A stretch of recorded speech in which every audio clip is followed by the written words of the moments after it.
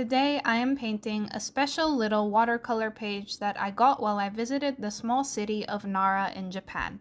After spending most of the day at the shrines and temple and observing the local deer, I was walking through the vast, enthralling souvenir shop, and this cute little page caught my eye. As an artist, I look for unique items I can pick up from my trips, and this really fit that description because it was something I could personalize. I decided to buy it and paint it myself from my memories of the way I saw the deer park on that rainy, warm autumn day. Nara is a UNESCO World Heritage Site, and it features some beautiful traditional Japanese architecture, and it was definitely one of my favorite places we visited in Japan.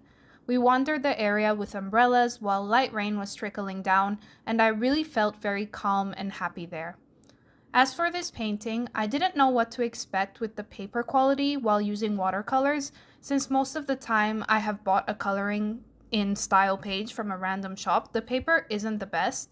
However, this paper seems to be durable and made for proper watercoloring, so it turned out to be quite satisfying to paint on. It was easily comparable to a medium grade quality brand of watercolor paper which I would normally use. I found that most local products I purchased in Japan were great quality and usually a fair price. I took a more freestyle approach with the painting, picking the colors as I went and adding in more colors in areas I felt needed it.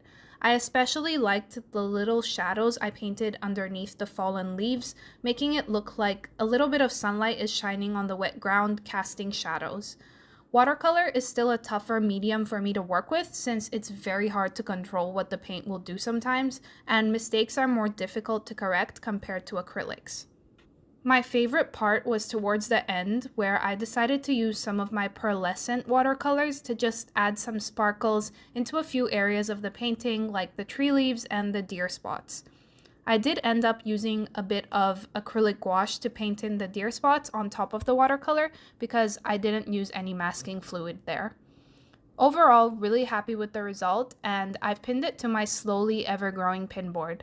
I found this activity brought back a lot of happy memories from my travels for me, and I encourage you to also maybe try finding a painting or craft project when you take a trip to bring back home with you.